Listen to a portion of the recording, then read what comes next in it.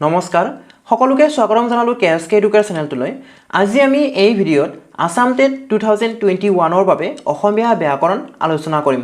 অসমীয়া ব্যাকৰণৰ ব্যঞ্জন বৰ্ণৰ ভাগ এই টপিকটোৰ ওপৰত আমি আলোচনা কৰিম। এই টপিকটোৰ ওপৰত বিগত বৰ্ষত 2019 চনত যি অসম টেট হৈছিল তাতো এই টপিকটোৰ পৰা কুৱেশ্যন আহিছিল। সেই গতিকে আমি এই টপিকটো জানি থোৱাটো ভাল। এই টপিকৰে অন্তৰ্গত স্পৰ্শ বৰ্ণ, অল্পপ্ৰাণ বৰ্ণ, মহাপ্ৰাণ বৰ্ণ, ঘোষ বৰ্ণ, অঘোষ বৰ্ণ এই সকলোবোৰ কি হয় আমি এই সকলোবোৰ এই ভিডিঅ'টোত আমি শিকিম। এই ভিডিঅ'টোত মই আপোনালোকলৈ দুটা কুৱেশ্যন আগবঢ়াম। ভিডিঅ'টোৰ আৰম্ভণিত এটা প্ৰশ্ন আৰু ভিডিঅ'টোৰ শেষত এটা প্ৰশ্ন থাকিব। গতিকে আপোনালোকে যদি আমাৰ এই চেনেলটো প্ৰথমবাৰৰ বাবে চাই আছে তেতিয়াহ'লে ছাবস্ক্ৰাইব কৰি ল'ব আৰু অনাগত দিনবোৰত আহিবলগীয়া নতুন ভিডিঅ'ৰ নটিফিকেশ্যন পাবলৈ বেল আইকনটো প্ৰেছ কৰি দিব। আপোনালোকে চাই আছে কেএসকে এডুকেয়াৰ। প্ৰথম প্ৰশ্নটো আপোনালোকলৈ আগবঢ়াম যে অসমীয়া ভাষাত ব্যঞ্জন বৰ্ণ কেইটা আছে? অসমীয়া ভাষাত ব্যঞ্জন বৰ্ণ কেইটা আছে? আপোনালোকে এই প্ৰশ্নৰ উত্তৰটো কমেণ্ট বক্সত জনাব।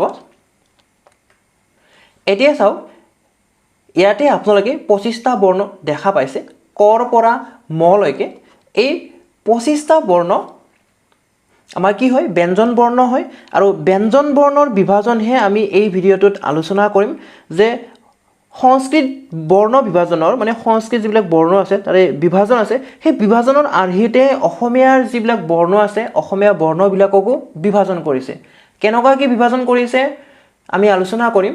ইয়াতে আপোনালোকে 25টা বৰ্ণ দেখা পাইছে, কৰ পৰা মলৈকে 25টা বৰ্ণ দেখা পাইছে। এই 25টা বৰ্ণক একেলগে কি বুলি কোৱা হয়? স্পৰ্শ বৰ্ণ বুলি কোৱা হয়।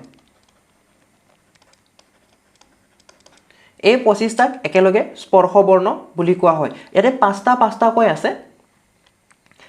পথালিকৈ চাব, এই লাইনটোত পথালিকৈ চাব। কৰ পৰা ঙলৈকে 5টা আছে, প্ৰথম চৰ পৰা নিয়লৈকে 5টা আছে, মূৰ্ধন্য তৰ পৰা মূৰ্ধন্য নলৈকে 5টা আছে, দন্ত্য তৰ পৰা দন্ত্য নলৈকে 5টা আছে আৰু পৰ পৰা মলৈকে 5টা আছে। এইকেইটাক একোটা বৰ্গ বুলি কোৱা হয়। এই গোটেইখিনি এই লাইনটো যিটো দেখা পাইছে এই লাইনটোত গোটেইখিনি কৰ পৰা ঙলৈকে এটা বৰ্গ হয় আৰু এই বৰ্গটোৰ নাম হৈছে ক বৰ্গ। এই বৰ্গটোৰ নাম হৈছে ক বৰ্গ। একেদৰে এইটো কি হ'ব? প্ৰথম ছ বৰ্গ আৰু মূৰ্ধন্য ত বৰ্গ, মূৰ্ধন্য ত বৰ্গ আৰু দন্ত্য ত বৰ্গ, প বৰ্গ। ইয়াতে এই লিষ্টত আমাৰ কেইটামান বৰ্ণ নাই। জ, ৰ, ল, ৱ, এইকেইটা নাই। এই চাৰিটা কি বুলি কোৱা হয়? জ, ৰ, ল, ৱ, এই চাৰিটা বৰ্ণক একেলগে অন্তস্থ বৰ্ণ বুলি কোৱা হয়। অন্তস্থ বৰ্ণ বুলি কোৱা হয়। আৰু তালবৃষ, মূৰ্ধন্য ষ, দন্ত্য স, হ এই চাৰিটা কি বুলি কোৱা হয়? এই চাৰিটাক কোৱা হয় উষ্ম বৰ্ণ। উষ্ম বৰ্ণ বুলি কিয় ক'লে? কাৰণ এই চাৰিটা আমি যেতিয়া উচ্চাৰণ কৰিম, উচ্চাৰণ কৰিলে কি হয়? এটা গৰম হাৱা, এটা উষ্ম বতাহ এটা মুখৰ ভিতৰৰ পৰা ওলাই আহে। আপোনালোকে যদি হাতখন মুখৰ আগত দি কেনে যদি উচ্চাৰণ কৰিব লয়, তালবৃষ, মূৰ্ধন্য ষ, দন্ত্য স, হ, হ বুলি যেতিয়া উচ্চাৰণ কৰিব তেতিয়া আমাৰ কি আহিব? গৰম বতাহ মুখৰ ভিতৰৰ পৰা ওলাই আহিব। দন্ত্য স বুলি যেতিয়া উচ্চাৰণ কৰে তেতিয়া গৰম বতাহ ওলাই আহিব। আপোনালোকে ফিল কৰিব পাৰিব হাতখন যদি মুখৰ আগত লয়, মুখৰ ওচৰত লয়। মূৰ্ধন্য স যেতিয়া উচ্চাৰণ কৰিব তেতিয়া কি আহিব? গৰম বতাহ ওলাই আহিব। সেইকাৰণে ইয়াক কি বুলি কোৱা হয়? এই চাৰিটাক উষ্ম বৰ্ণ বুলি কোৱা হয়। আৰু আছে অনুস্বাৰ আৰু বিস্বাৰ। অনুস্বাৰ আৰু বিস্বাৰ এই দুটাক কি বুলি কোৱা হয়? অনুস্বাৰ আৰু বিস্বাৰ এই দুটাক অযুগ্ম বৰ্ণ বুলি কোৱা হয়। অযুগ্ম বৰ্ণ। এই লিষ্টখনতো আপোনালোকে কৰ পৰা মলৈকে দেখা পাইছে। 25টা বৰ্ণ আছে আৰু কেইটা বৰ্গ আছে? 5টা বৰ্গ আছে। ক বৰ্গ, প্ৰথম ছ বৰ্গ, মূৰ্ধন্য ত বৰ্গ, দন্ত্য ত বৰ্গ আৰু প বৰ্গ। আৰু এই যিটো ক বৰ্গ হয় এই ক বৰ্গ কি হয়? কণ্ঠ ধ্বনি হয়। প্ৰথম ছ বৰ্গটো তালব্য ধ্বনি হয় কাৰণ এইবিলাক কৰ পৰা উচ্চাৰিত হয়? তালুৰ পৰা উচ্চাৰিত হয়। তালুৰ পৰা উচ্চাৰিত হয় কাৰণে তালব্য ধ্বনি। আৰু মূধৰ পৰা উচ্চাৰিত হয় বাবে এইকেইটা কি হয়? মূৰ্ধন্য তৰ পৰা মূৰ্ধন্য নলৈকে এইকেইটা হৈছে মূৰ্ধন্য ধ্বনি আৰু যিটো দন্ত্য ধ্বনি আছে দন্ত্য তৰ পৰা দন্ত্য নলৈকে এইকেইটা কি হয় দন্ত্য ধ্বনি বুলি কিয় ক'লে এইকেইটা দাঁতৰ সহায়ত উচ্চাৰিত হয় কাৰণে দন্ত্য ধ্বনি আৰু উষ্ঠ বা ঔষ্ঠ ধ্বনি কি হয় এইবিলাক আমাৰ ওঠৰ সহায়েৰে কি হয় উচ্চাৰিত হয় উপফালে আমাক কি দিছে অঘোষ আৰু ঘোষ দিছে অঘোষ আৰু ঘোষ কি হয় যিবিলাক বৰ্ণ আমি মানে উচ্চাৰণ কৰিম উচ্চাৰণ কৰাৰ সময়ত যদি আমাৰ যিটো বাক যন্ত্ৰ আছে বা স্বৰ যন্ত্ৰ আছে সেই স্বৰ যন্ত্ৰটো যদি অনুৰণিত নহয় মানে আমাৰ যিটো কম্পন বাক যন্ত্ৰৰ যিটো কম্পন হয় সেই কম্পনটো যদি নহয় বা অতি কম পৰিমাণে হয় তেতিয়া সেইবিলাক হ'ব আমাৰ অঘোষ বৰ্ণ আৰু যিবিলাক নেকি আমি উচ্চাৰণ কৰিম যিবিলাক বৰ্ণ আমি উচ্চাৰণ কৰিম সেই বৰ্ণবিলাক উচ্চাৰণ কৰাৰ সময়ত যদি আমাৰ স্বৰ যন্ত্ৰটো অনুৰণিত হয় বা আমাৰ বাক যন্ত্ৰটো যদি কম্পিত হয় কঁপি উঠে তেতিয়া সেইবিলাক হ'ব আমাৰ ঘোষ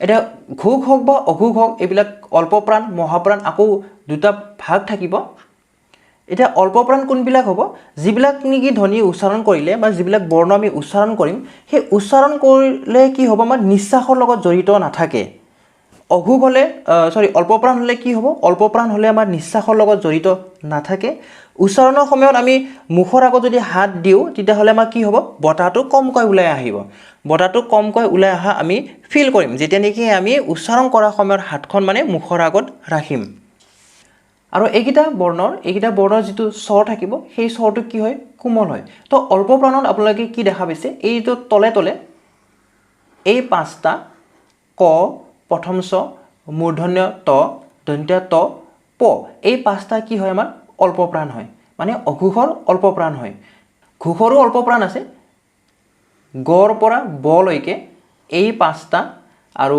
উঙৰ পৰা মলৈকে এই পাঁচটা কি হয় এইকেইটা হৈছে আমাৰ অল্পপ্ৰাণ এইকেইটা কি হয় অল্পপ্ৰাণ হয় অৰ্থাৎ আমাৰ যিটো বৰ্গ আছিলে বৰ্গ যিটো আছিলে বৰ্গৰ এইটো এটা বৰ্গ আছিলে এনেকৈ চিধাকৈ বৰ্গ আছিলে তো এই বৰ্গৰ প্ৰথম বৰ্ণ তৃতীয় বৰ্ণ আৰু পঞ্চম বৰ্ণ এই তিনিটা কি হয় অল্পপ্ৰাণ হয় প্ৰতিটো বৰ্গৰে কি থাকিব প্ৰতিটো বৰ্গৰে যিটো প্ৰথম বৰ্ণ তৃতীয় বৰ্ণ আৰু পঞ্চম বৰ্ণ এই তিনিটা কি হয় এই তিনিটাকে আমাৰ অল্পপ্ৰাণ হয় মহাপ্ৰাণৰ ক্ষেত্ৰত কি হয় যিবিলাক নেকি উচ্চাৰণ কৰিম আমি বৰ্ণবিলাক উচ্চাৰণ কৰিম সেই বৰ্ণবিলাক কি থাকিব আমাৰ নিশ্বাসৰ লগত জড়িত থাকিব লগতে বায়ুৰ প্ৰভাৱটো কি হ'ব বেছি হ'ব আমি যেতিয়া হাতখন মানে উচ্চাৰণ কৰাৰ সময়ত হাতখন যেতিয়া মুখৰ ওচৰত ৰাখিম তেতিয়া আমি কি অনুভৱ কৰিম বতাহটো অলপ বেছিকৈ অনুভৱ কৰিম মানে ক বুলি কোৱাৰ লগে লগে ক আমাৰ যিখিনি বতাহ ওলাই আহিব মুখৰ ভিতৰৰ পৰা ঘ বুলি ক'লে বা উঙ বুলি ক'লে আমাৰ কি হ'ব ঘ বুলি ক'লে আমাৰ বেছিকৈ ওলাই আহিব বতাহটো উঙ বুলি ক'লে আকৌ কম আহিব মানে যিবিলাক অল্পপ্ৰাণ হয় অল্পপ্ৰাণৰ ক্ষেত্ৰত বতাহটো কমকৈ ওলাই আহে ক বুলি কোৱাৰ লগে লগে যিখিনি বতাহ ওলাই আহিছে মুখৰ ভিতৰৰ পৰা হ বুলি কোৱাৰ লগে লগে বা ঘ বুলি কোৱাৰ লগে লগে কি হ'ব আমাৰ মুখৰ ভিতৰৰ পৰা বায়ুখিনি বেছিকৈ ওলাই আহিব লগতে যিটো কম্পন থাকিব সেই কম্পনটো ঘত আমাৰ বেছি হ'ব কত কিন্তু কম হ'ব যিবিলাক অল্পপ্ৰাণ আছে তাতে আমাৰ কম্পনটো কম হ'ব কিন্তু মহাপ্ৰাণৰ ক্ষেত্ৰত কি হ'ব অলপ বেছি হ'ব আৰু যিবিলাক মহাপ্ৰাণ আছে সেই মহাপ্ৰাণৰ এই স্বৰবিলাক কি হয় স্বৰবিলাক কঠিন হয় গতিকে আপোনালোকে মনত ৰাখিব যেটো অঘোষ মহাপ্ৰাণ বুলি যদি দিয়ে অঘোষ মহাপ্ৰাণ অঘোষৰ মহাপ্ৰাণ আমাৰ এই পাঁচটা হ'ব হৰ পৰা ফলৈকে হ'ব হ দ্বিতীয় ছ মূৰ্ধন্য থ দন্ত্য থ আৰু ফ এই পাঁচটা কি হ'ব আমাৰ অঘোষৰ মহাপ্ৰাণ হ'ব আৰু ঘোষৰ মহাপ্ৰাণ কোনকেইটা হ'ব ঘোষৰ মহাপ্ৰাণকেইটা হ'ব ঘ ঝ মূৰ্ধন্য ধ দন্ত্য ধ আৰু ভ এইকেইটা হ'ব আমাৰ ঘোষৰ মহাপ্ৰাণ আৰু এই ঘোষৰ যি অল্পপ্ৰাণ এই উঙ নিয় মূৰ্ধন্য ন দন্ত্য ন ম এইকেইটা ঘোষৰ অল্পপ্ৰাণ ইয়াতে আমাৰ কেইটামান বৰ্ণ নাই জ ৰ ল ৱ হ এইকেইটা নাই এইকেইটা কি হ'ব আমাৰ ঘোষ বৰ্ণ হ'ব এটা কি হ'ব ঘোষ বৰ্ণৰ ভিতৰত সোমাই যাব কোনকেইটা বুলি কৈছোঁ জ ৰ ল ৱ হ এইকেইটা আমাৰ ঘোষ বৰ্ণ হয় আৰু তালিবেশ মূৰ্ধন্য খ দন্ত্য খ এইকেইটা কি হয় আমাৰ অঘোষ বৰ্ণ হয় আৰু যিটো চন্দ্ৰবিন্দু আছে চন্দ্ৰবিন্দু আৰু উংচাৰ এই দুটা কি হয় আমাৰ নাকৰ সহায়েৰে উচ্চাৰণ হয় নাকৰ সহায়েৰে উচ্চাৰণ হোৱাৰ কাৰণে এই দুটা কি বুলি কোৱা হয় অনুনাসিক বৰ্ণ বুলি কোৱা হয় অনুস্বাৰ আৰু বিশ্বাৰ এই দুটা নাকৰ সহায়েৰে উচ্চাৰণ হয় বাবে এই দুটা কি বুলি কোৱা হয় অনুনাসিক বৰ্ণ বুলি কোৱা হয় এতিয়া আপোনালোকলৈ এটা কোৱেশ্চন আগবঢ়াম যে তলৰ কোনটো অঘোষ মহাপ্ৰাণ নহয় তলৰ কোনটো অঘোষ মহাপ্ৰাণ নহয় চাৰিটা অপচন দি দিছো ইয়াৰ ভিতৰত কোনটো শুদ্ধ উত্তৰ হ'ব আপোনালোকে কমেন্ট বক্সত জনাব আজিৰ ভিডিওটো আমি ইমানতে সামৰণি মাৰিম আপোনালোকে ভিডিওটো লাইক কৰিব বন্ধুবৰ্গৰ সৈতে শ্বেয়াৰ কৰিব আৰু যদি আমাৰ চেনেলটো এতিয়ালৈকে সাবস্ক্ৰাইব কৰা নাই সাবস্ক্ৰাইব কৰি ল'ব ভিডিওটো শেষলৈ চোৱাৰ বাবে ধন্যবাদ